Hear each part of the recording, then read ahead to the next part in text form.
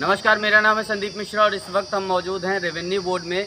हमने कल एक चर्चा की थी the place of worship act को लेकर, जिसमें हमारे सीनियर एडवोकेट विजय चंद्र श्रीवास्तव जी थे हमारे साथ। उन्होंने काफ़ी चीज़ें उस पर बताई थी और आज उस पर माननीय उच्चतम न्यायालय में एक रिट दायर की गई। इसके संवैधानिकता को चैलेंज किया गया। क्या कहना चाहेंगे, संवैधानिकता को चैलेंज जब किया गया है तो क्या है, इसके बारे में थोड़ा सा जानकारी दीजिए और इसके बारे में बताइए। देखिए, आजकल वर्तमान में the place of worship act 1991 की जबरदस्त चर्चा है, पूरे हिंदुस्तान में चर्चा है।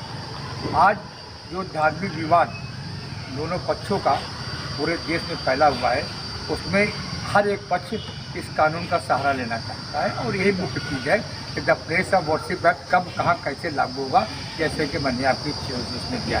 The place of worship act ये था, पहले हम लोग समझ लें, उसमें है कि 1947 से पहले जो भी धार्मिक स्थल, पूजा स्थल, जो भी जिस रूप में उसके स्ट्रक्चर को हम लोग चेंज नहीं कर सकते। हमने कल आपके चैनल में कहा था कि ये देखना होगा संविधान विदों को और कानून विदों को और माननीय न्यायालय को कि the place of worship act क्या वहाँ लागू होगा जहाँ पर जो क्लेम कर रहा है उसका मुखालफाना कब्जा न हो, उसके अपना कंस्ट्रक्शन न हो, उसके अपने राइटफुल ओनरशिप और पोजीशन न हो, वहाँ लागू होगा कि नहीं होगा, इस पर चर्चा होनी चाहिए।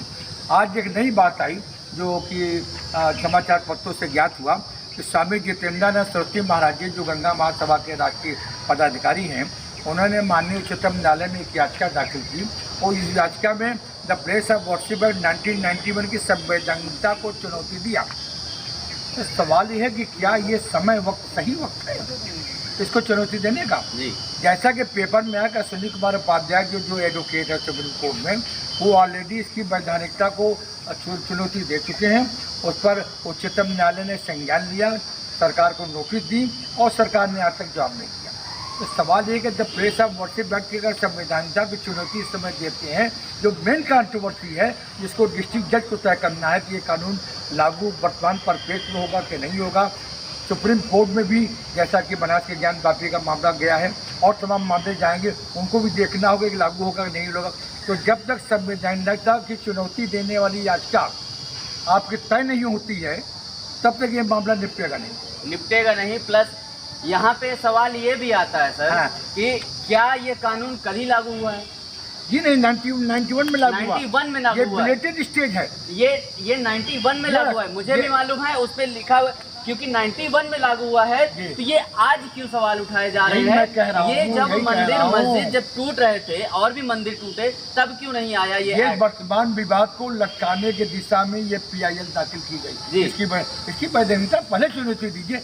ये तो हर व्यक्ति के जुबान में है कि द प्लेस ऑफ वर्शिप 1991 है क्या, ये कोर्ट को तय करने दीजिए ना कि बेहतर वर्तमान परिप्रेक्ष्य में जो तमाम धार्मिक विवाद पूरे हिंदुस्तान में फैला हुआ है, ये लागू होगा कि नहीं होगा, उसको निर्णय देने दिए, माननीय उच्चतम न्यायालय को निर्णय दे।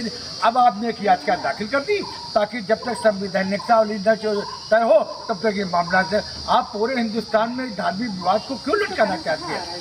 मैं समझता हूँ कि माननीय उच्चतम न्यायालय को इस पर निर्णय देना है। मैं माननीय उच्चतम न्यायालय को कोई सजेशन तो नहीं दे सकता हूँ। हाँ, अगर मैं अधिवक्ता बना तो निश्चित कहूँगा कि राइट वक्त नहीं है इसे संवैधानिकता को चुनौती देने का, क्योंकि 1991 का है और इसी में सारा निर्णय पूरे देश का जो धार्मिक विवाद है सिर्फ इसी कानून को टिका हुआ है।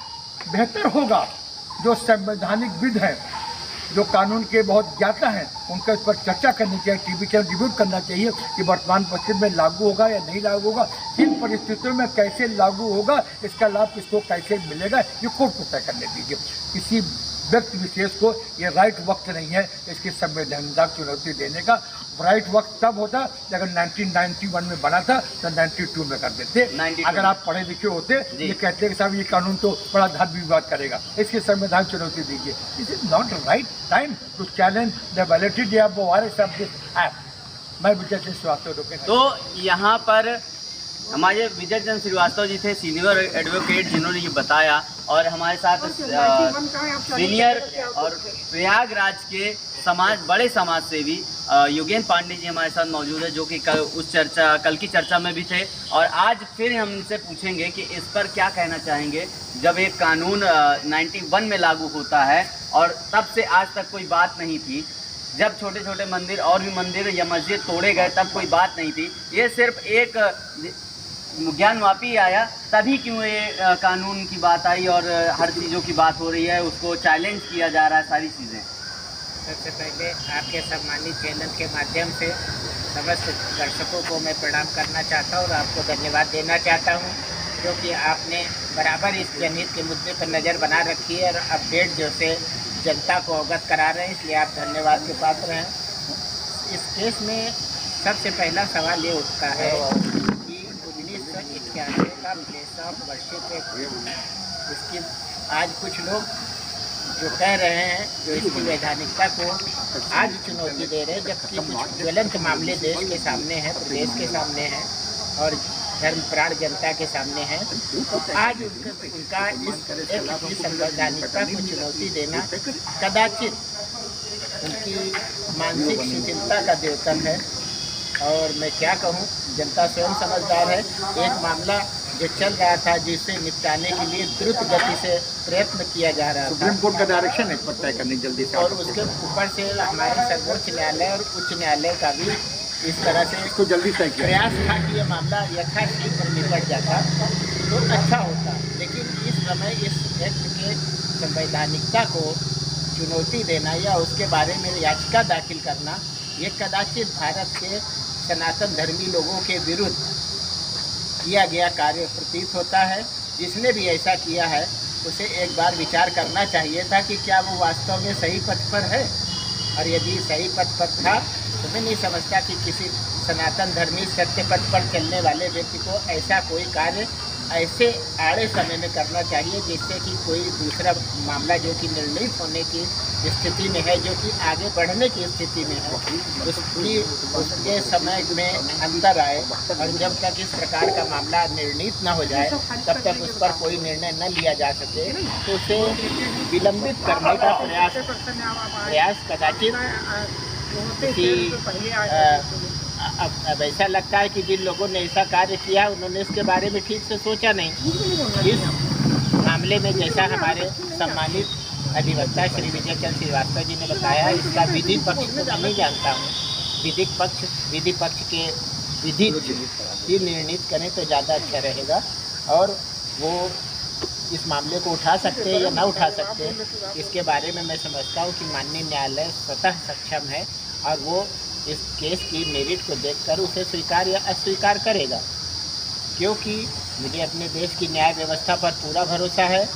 इसमें ये कह रहा था मैं कि जो लोग भी ऐसा सोच रहे हैं उन्हें फिर से विचार करना चाहिए और कोशिश करना चाहिए कि भारत की बहुसंख्यक जनता के आस्था का हो सके तो समर्थन करें, कम से कम ऐसा कार्य न करें कि जिससे उनकी भावनाओं को ठेस पहुँचे और काल का एक और खंड व्यर्थ ही व्यतीत हो जाए। इस मामले में मैं प्रयागराज की जनता की ओर से, उत्तर प्रदेश की जनता की ओर से, भारत के समस्त सनातन धर्मी जनता की ओर से और हमारे अब प्रवासी जो भारतीय हैं उनकी ओर से भी व्यक्तिगत रूप से अपील करना चाहूँगा कि इस मामले में वही होना चाहिए जो उचित हो।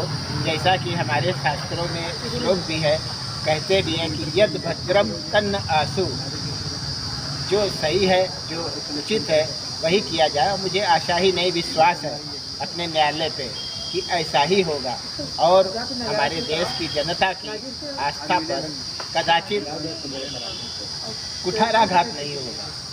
इसी विश्वास के साथ मैं इस बात को, आपके इस प्रश्न को यहाँ पर संपन्न करता हूँ। धन्यवाद। बहुत बहुत धन्यवाद सर। यहाँ पे हम देखेंगे आगे चल के कि क्या न्यायालय से क्या उत्तर आता है, क्या उनके चैलेंज को एक्सेप्ट किया जाता है, क्या होता है, या आगे हम देखेंगे और इस पे आगे भी चर्चा हम सर से करेंगे और भी लोगों से करेंगे। धन्यवाद। यहीं से स्पाई न्यूज़ से संदीप मिश्रा।